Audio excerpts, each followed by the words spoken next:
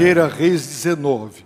Acabe contou a Jezabel tudo quanto Elias havia feito, e como matara pela espada todos os profetas. Então Jezabel mandou um mensageiro dizer a Elias: que os deuses me castiguem, se até amanhã, a estas horas, eu não houver feito com a tua vida como fizeste a deles. Quando ele ouviu isso, fugiu para salvar a própria vida. Chegando a Berseba, que pertence a Judá, deixou ali o seu servo. Mas ele entrou pelo deserto, caminho de um dia, sentou-se debaixo de um arbusto e pediu para si a morte, dizendo: já basta, ó Senhor, toma agora a minha vida, pois não sou melhor que meus pais. E deitado debaixo do arbusto, adormeceu. Então um anjo tocou e lhe disse: levanta-te e come. Ele olhou e à sua cabeceira havia um pão assado nas brasas e uma vasilha de água. Tendo comido e bebido, voltou a se deitar. O anjo do Senhor veio pela segunda vez, tocou-o e lhe disse: levanta-te e come, porque a viagem será muito longa. Ele se levantou, comeu e bebeu. Com a força desse alimento, caminhou 40 dias e 40 noites até Horebe, o monte de Deus. Ali, entrou numa caverna, onde passou a noite. Então, veio-lhe a palavra do Senhor, dizendo: Elias, que fazes aqui? Ele respondeu: tenho sido muito zeloso pelo Senhor, Deus dos exércitos, porque os israelitas abandonaram a tua aliança, derrubaram os teus altares e mataram os teus profetas pela espada. E fiquei eu, somente eu, e procuram tirar a minha vida. E Deus lhe disse: vem para fora e sobe o monte diante do Senhor.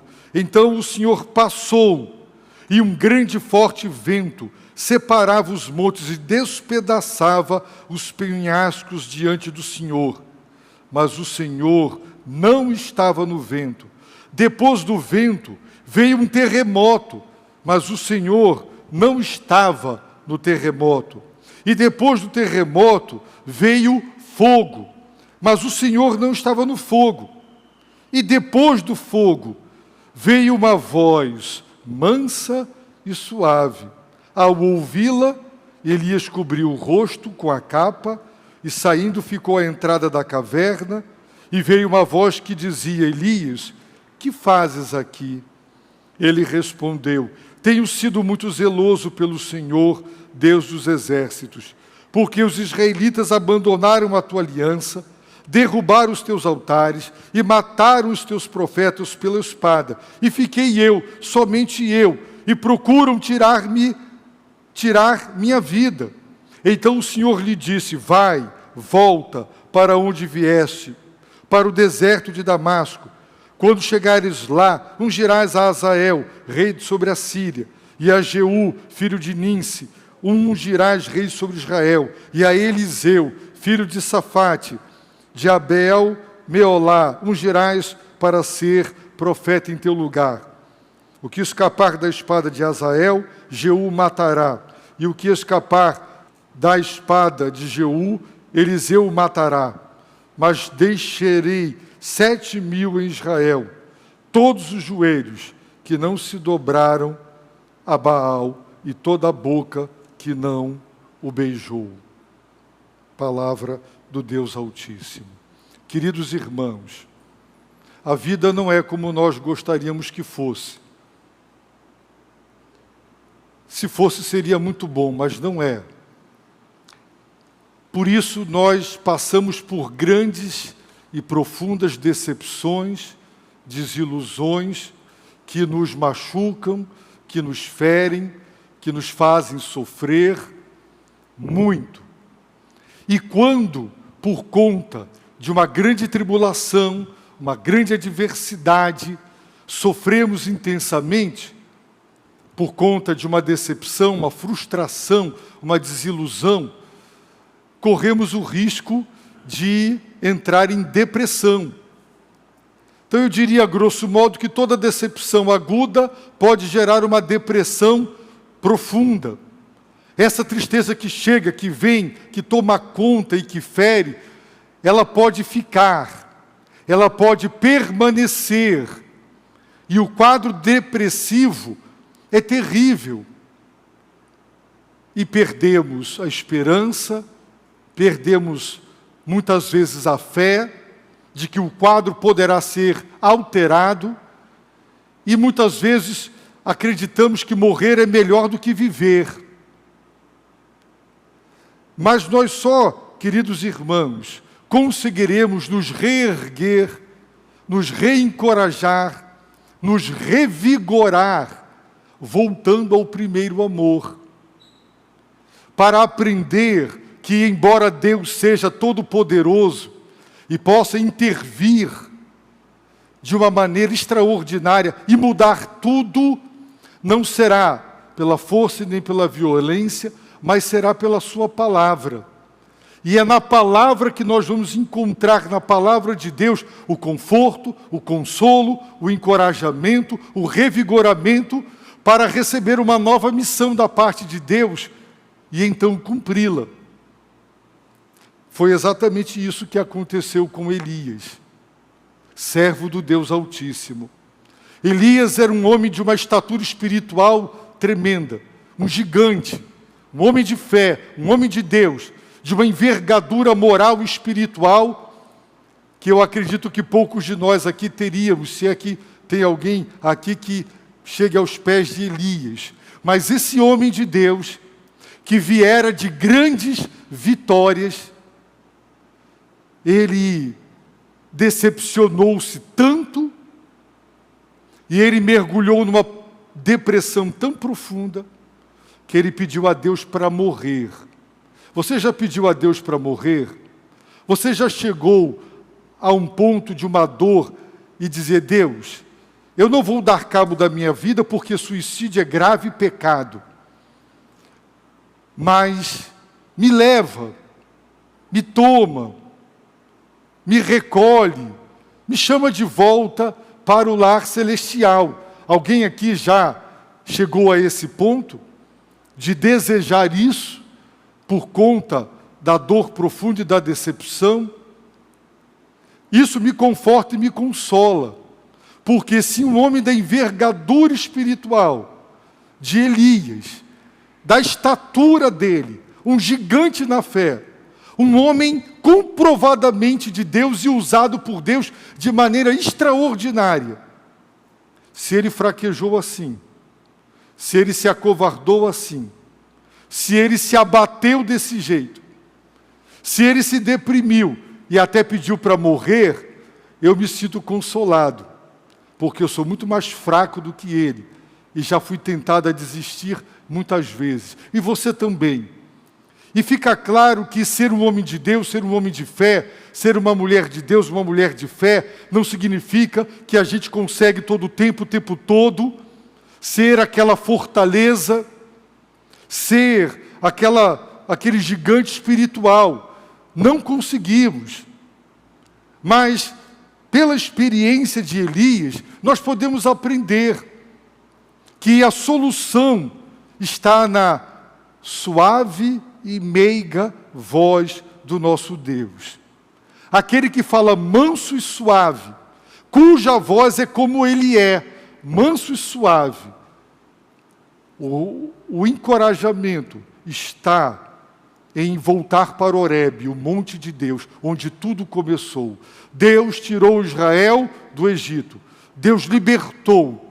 E lá no Monte Sinai, é um outro nome para o Monte Horebe, Deus fez um pacto, uma aliança. Ali, aquela multidão de escravos recém-libertos se tornou uma nação. A nação de Israel nasce quando Deus faz uma aliança, um pacto, e eles se tornam o povo de Israel para cumprirem os propósitos de Deus. E para revigorar e superar esse quadro, temos que voltar para Horebe, o monte de Deus, voltar para onde tudo começou, voltar ao primeiro amor. Há pessoas que, quando se converteram, eram fervorosas, fiéis, santificadas, humildes, mas com o passar do tempo foram abrindo brechas, fazendo concessões morais, espirituais, e hoje falam como ímpio, comportam-se como ímpio, acreditam em ideologias como pessoas ímpias, ideologias que são incompatíveis com a nossa fé, com as nossas convicções, um afastamento, um abatimento, vontade de desistir, mas o encorajamento, ele virá se voltarmos ao primeiro amor, para Horebe, o monte de Deus, para um reencontro com o Senhor. Nós precisamos reencontrar Deus.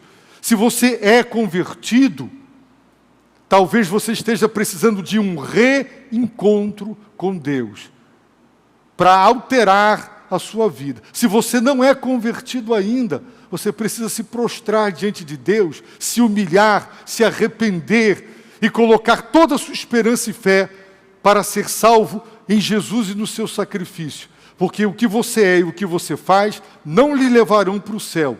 Pelo contrário, lhe levarão para o inferno. Mesmo que você tente ser bom e faça o bem, as obras não salvam. Mas o sacrifício do bendito Cordeiro de Deus salva. Portanto, a solução é voltar para o monte de Deus. A palavra de Deus diz que Acabe voltou para Jezreel, onde ele tinha um palácio. Lá estava Jezabel, sua mulher maligna, e ele, correndo, foi para a porta da cidade. Ele não entra na cidade. E a expectativa de Elias qual era? Deus, por seu intermédio, profetizara uma seca severa. E ele entregou, assim diz o Senhor, haverá seca, para punir uma nação idólatra, imoral e injusta. 3 anos e meio de seca, de miséria, de fome e de desgraça. Então, pela palavra do Senhor, novamente proferida por Elias, Deus faz chover, mostrando que Baal, aquele ídolo adorado, que era o Deus da tempestade, do trovão, da chuva, da fertilidade, que ele era falso Deus, era um mero ídolo, uma mera representação material de uma falsa divindade, de uma inexistente divindade. Elias foi para o Monte Carmelo num desafio tremendo, 2 sacrifícios, o Deus que responder com fogo, fogo do céu. Esse é o verdadeiro Deus. E ele esperava que diante do fogo divino, das múltiplas evidências de que só o Senhor é Deus e não Baal, e diante agora da chuva, ele esperava que Acabe se convertesse, que ao ouvir esse relato, Jezabel se convertesse, e houvesse uma conversão em massa do povo de Deus, e um avivamento espiritual. Ele criou essa expectativa. Mas sabe qual foi a conclusão daquela obra maravilhosa de Deus? Jezabel, uma mulher maligna, mandou para Elias um mensageiro para lhe dizer que os deuses me castiguem se até amanhã, a estas horas, eu não houver feito com a tua vida como fizeste com a vida dos profetas, que foram mortos, conforme a orientação divina. E a Bíblia diz que aquele gigante espiritual, que acabara de sair de um desafio, de um confronto, de uma grande demonstração de poder, ele tremeu nas bases, ele fugiu para salvar a própria vida. Ele deixou seu servo em Berseba, de Jezreel até Berseba, 160 quilômetros aproximadamente. Depois ele entrou pelo caminho de um dia no deserto. Ele se sentou debaixo de um arbusto e pediu para si a morte, dizendo: já basta, chega, não aguento mais, não suporto mais. Burnout, não aguento, esgotado, literalmente esgotado. 3 anos e meio de tanta luta, na esperança e na expectativa de um resultado, e o resultado frustrante foi exatamente o oposto do que ele imaginava que seria. E essa decepção, essa frustração, fez com que ele dissesse, já basta. Mas Elias sabe que quem põe um ponto final no nosso ministério é Deus. Não é o homem, é Deus quem diz, chega, é suficiente, está na hora de vir. Não é o homem quem diz, eu vou parar, eu não quero mais, eu vou desistir. Como muita gente quer aposentar, quer pendurar as chuteiras. É Deus quem determina a hora que nós vamos parar. Não é o homem, mas ele disse, já basta, é suficiente. E ele também disse, Deus, toma agora a minha vida, me mata, eu não quero mais viver, eu não sou melhor que meus pais, não quero mais viver, tira a minha vida. Você já orou assim para dizer, Deus, basta, não aguento mais, eu não suporto mais o que eu estou vivendo, me mata, me leva. Porque Elias sabe que suicídio é grave pecado contra Deus. Por isso que nós rejeitamos a eutanásia, que não passa de um autossuicídio, de um assassinato de si mesmo. Só que pelo fato de ser assistido, é menos chocante do que alguém que se pendura numa corda, do que alguém que se joga de um prédio. Mas é assassinato, é suicídio, e a palavra de Deus sempre deixou claro que o ser humano não tem direito de tirar a vida lhe pertence, é Ele quem decide quando vamos morrer e enquanto vamos viver. Então não nos cabe dizer basta, mas Elias estava assim. Ele se deitou debaixo do arbusto e adormeceu. Depressão, irmãos. Quando você está depressivo, você deita, você só quer dormir. Mulheres que são tão zelosas pela casa, não têm vontade de limpar a casa, não têm vontade de fazer comida, não têm vontade de cuidar dos filhos, ela ama os filhos do marido, marido também, fica prostrado. A depressão é uma coisa horrível, irmãos. É um estado, quando dói aqui no dedo, você sabe que está doendo no dedo, né? Quando dói o ouvido, você sabe que é o ouvido, mas a depressão, aonde dói, dói tudo.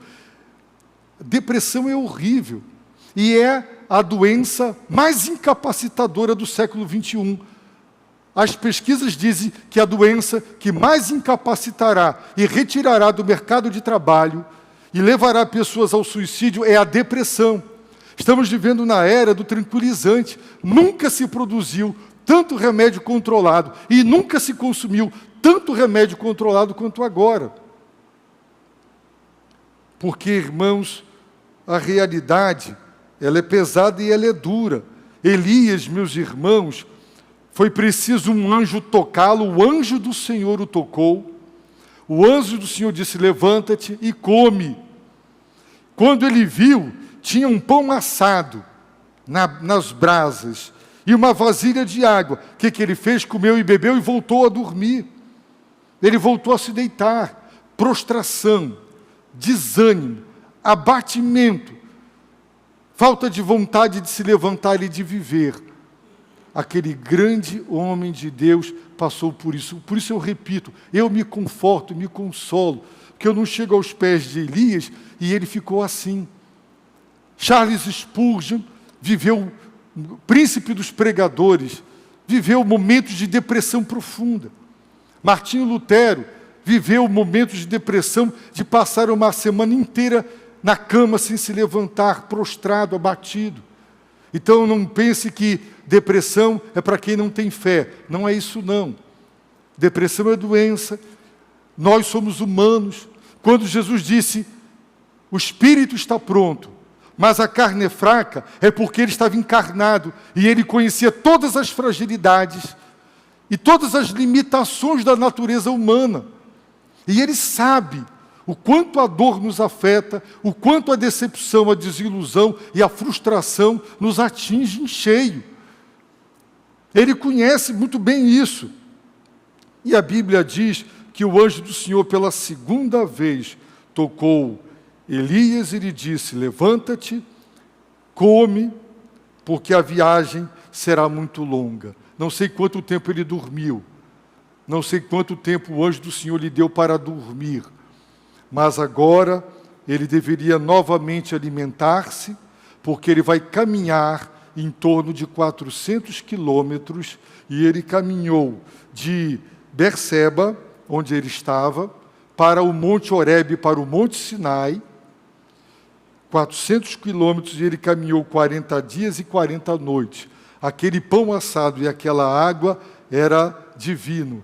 Por quê? Porque ele deu forças, era algo sobrenatural para uma jornada tão longa, com tão pouco alimento. Com certeza foi um suprimento, uma providência divina. E a pergunta do Senhor ao seu servo é: Elias, que fazes aqui? Por que vieste para cá? Com que propósito?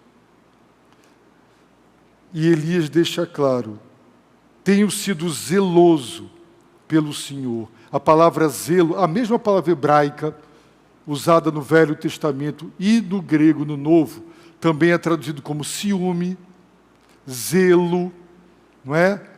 Por quê? Porque muitas vezes o ciúme é zelo.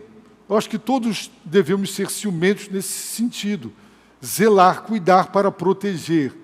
Não é aquele ciúme que não faz sentido e é infundado. O zelo para proteger. O marido que não tiver ciúme da sua esposa tem alguma coisa errada, e vice-versa.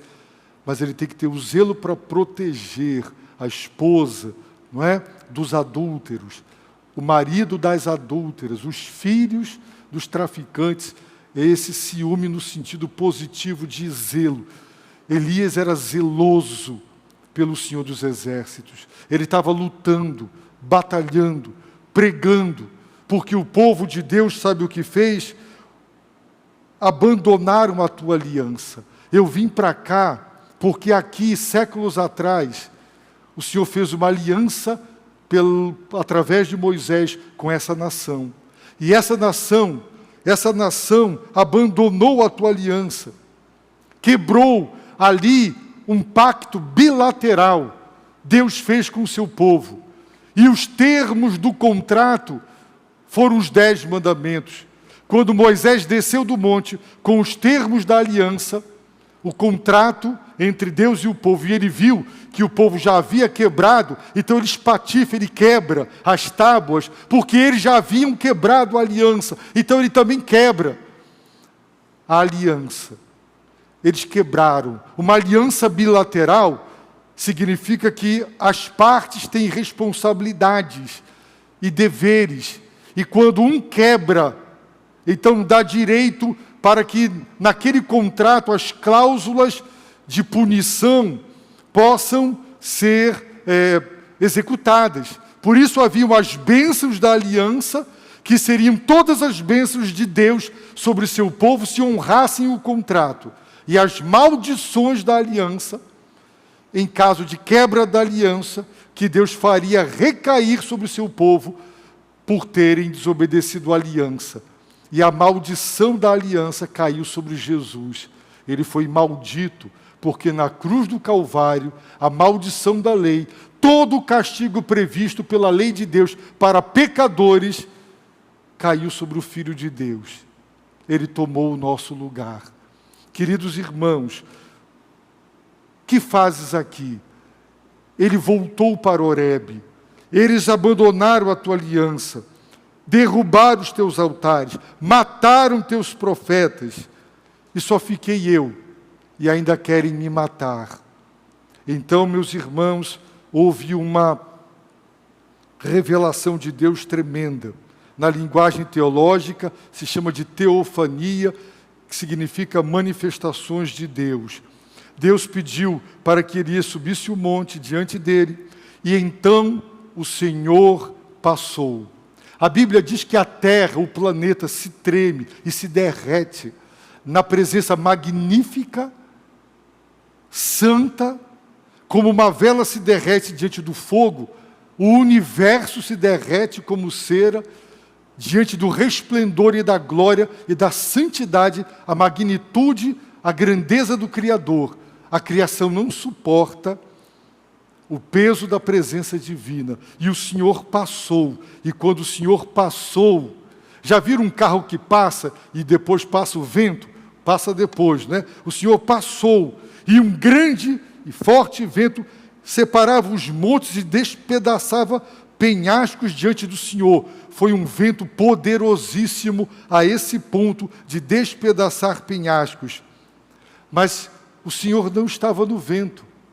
Uma grande manifestação do poder de Deus, uma consequência na criação, diante da santa presença de Deus. Mas o Senhor não estava no vento.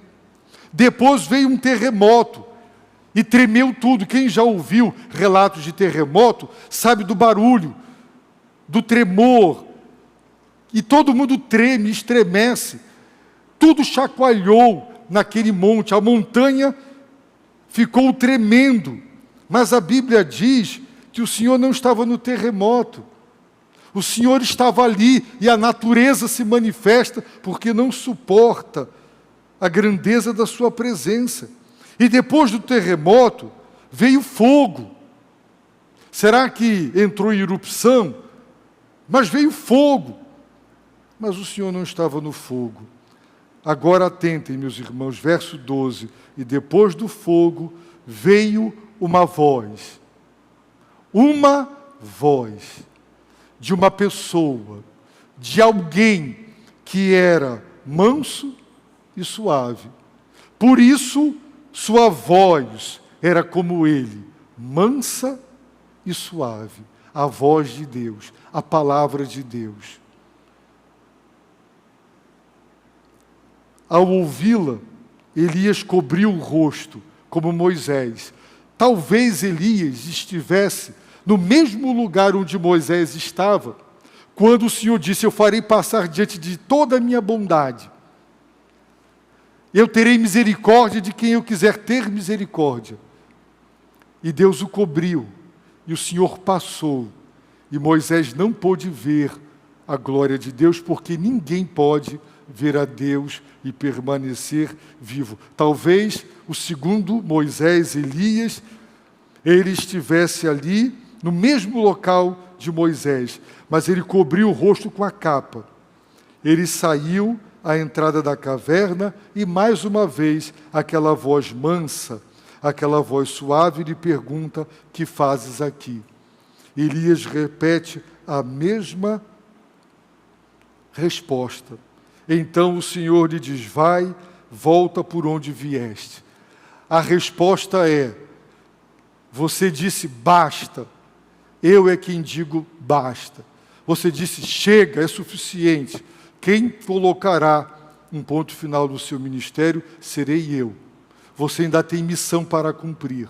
Morte, doença, não tira uma pessoa da terra enquanto Deus a quer viva para cumprir os seus propósitos. Ele é soberano sobre a vida de cada um de nós. Então Deus está dizendo, não basta. Deus dá a Elias uma nova missão. Só que agora Elias entendeu que não será uma intervenção que fará com que a natureza entre em convulsão. A derradeira intervenção, essa derradeira intervenção de Deus acontecerá, está escrito em 2 Pedro, o universo estremecerá, o universo passará pelo fogo, haverá uma grande convulsão cósmica, profetizada por Jesus e pelos apóstolos, haverá uma grande manifestação que a natureza se abalará, tremerá, pegará fogo. Deus vai passar esse universo pelo fogo, assim como um ourives pode pegar esta aliança e derretê-la para tirar todos os metais que estão aqui associados e as impurezas, para fazer uma nova aliança. Deus vai fazer um novo universo a partir deste universo que vai passar pelo seu fogo purificador, o novo céu e a nova terra. Mas enquanto isso, o que Deus revelou para Elias é a minha voz, a minha palavra. Eu sou manso, eu sou suave, a minha palavra, a minha voz. Onde Elias reencontraria Deus? Na palavra, na revelação. onde Elias encontraria forças para se reerguer, para se levantar, para sair daquele quadro depressivo, daquele abatimento, daquela prostração, daquela frustração, de onde ele reuniria forças para prosseguir na palavra. E Elias compreendeu que ele era profeta, ele era a voz. João Batista foi a voz do que clama no deserto. Elias era a voz, a palavra de Deus. Irmãos, não tem para onde fugir, não tem para onde recorrer. Se você não recorrer, se você não for para o monte de Deus, Horebe, se você não voltar para as raízes, para aquele primeiro amor, aquele primeiro encontro com Deus, que te salvou, que te libertou, que te transformou, que fez de você uma nova criatura, que acendeu a paixão pelos perdidos e a fidelidade. Se você não voltar ao primeiro amor, então você fracassará. A depressão vai te vencer e você não vai prosseguir, como muitos ficam pelo meio do caminho. Irmãos, quando nós começamos a nossa turma em 1980, éramos 99 alunos. Eu não esqueço porque todos diziam, faltou um para sermos 100. Terminamos com 40. Hoje, 38 anos depois, eu acho que não tem 5 dos que se formaram no ministério. Vai caindo, é um funil ao passar dos anos. Por quê, irmãos? Porque é luta o tempo todo, abatimento. Isaías disse, Senhor, quem creu na nossa pregação? Isaías pregando, e não havia conversão. E ele pergunta, a quem o teu braço foi revelado?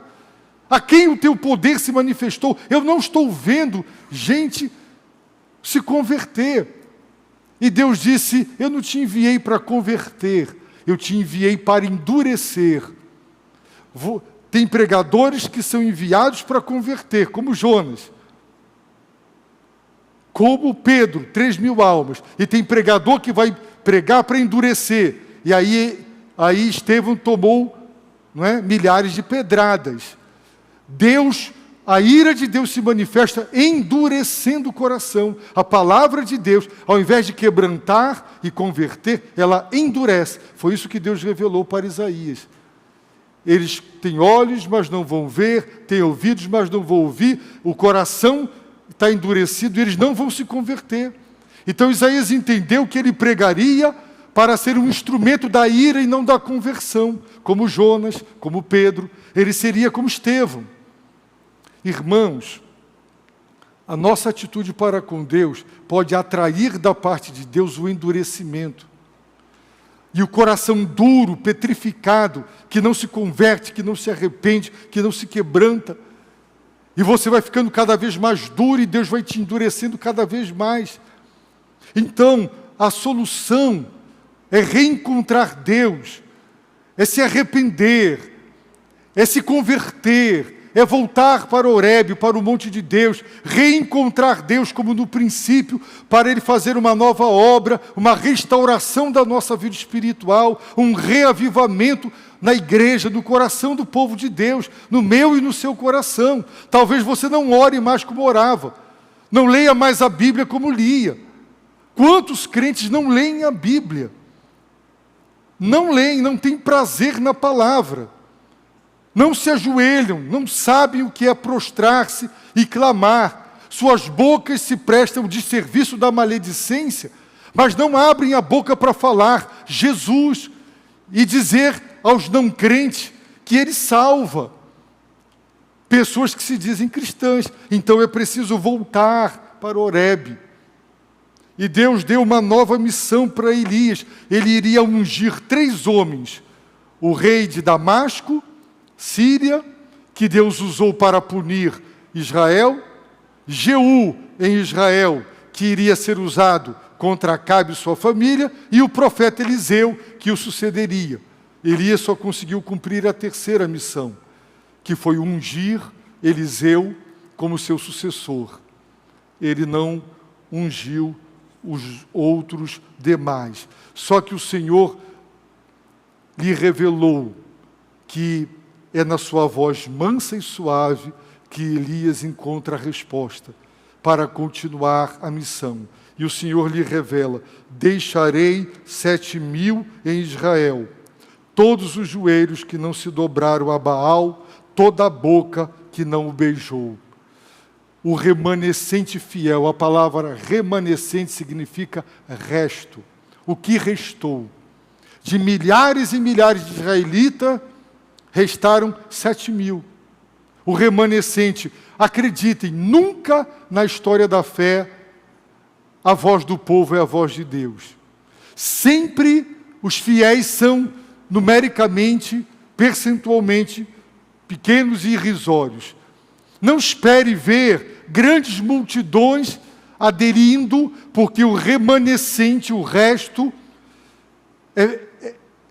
é insignificante. Por isso Jesus perguntou: quando eu voltar, porventura encontrarei fé na terra? Será uma época de apostasia, de abandono da fé, a tal ponto que ele pergunta: será que quando eu voltar com poder e grande glória, haverá fé na terra? Ainda restará um crente, alguém que creia, restará sim o seu povo, mas ele será pequeno, o remanescente fiel. Deus está dizendo: Elias, tu não estás sozinho, continua com o teu zelo. Eles quebraram a aliança, mas através destes 3 homens eu executarei o meu juízo, o pecado não ficará impune, eles serão punidos através destes 3 nomes, aos quais ungirá. E saiba, você não está sozinho.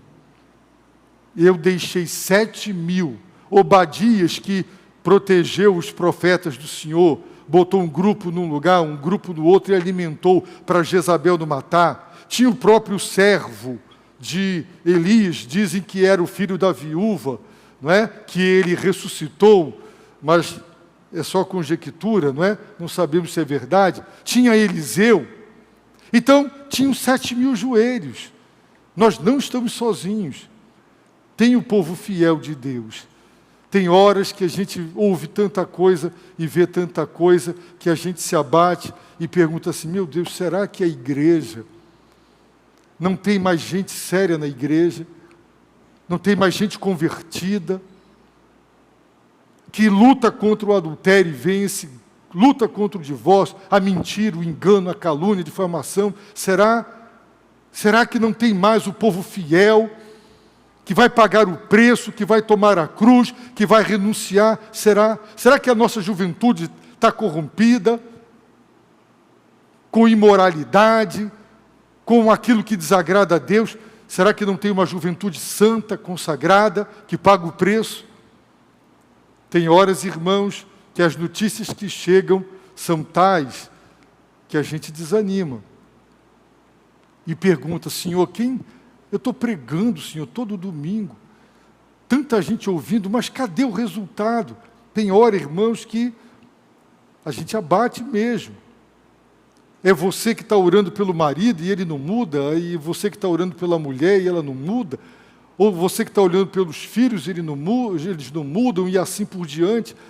E a gente tenta se abater, é tentado a se abater. Mas, meus amados irmãos, eu concluo dizendo: o Senhor é quem põe um basta. É Ele quem diz: até aqui. Não diga basta, não aguento mais. Persevere, seja paciente, persevere.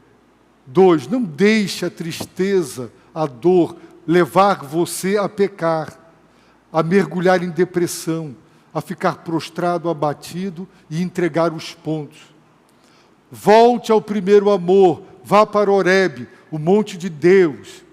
Saiba que a força não virá de milagres, sinais e prodígios. Há pessoas que dizem: se hoje sinais, prodígios e maravilhas acontecessem como acontecia no tempo de Jesus, as pessoas se converteriam. Acabe se converteu, Jezabel se converteu, o povo viu fogo descer do céu, se converteu. É uma falácia isso, que milagres gerariam conversões. Isso é mentira, isso é falácia.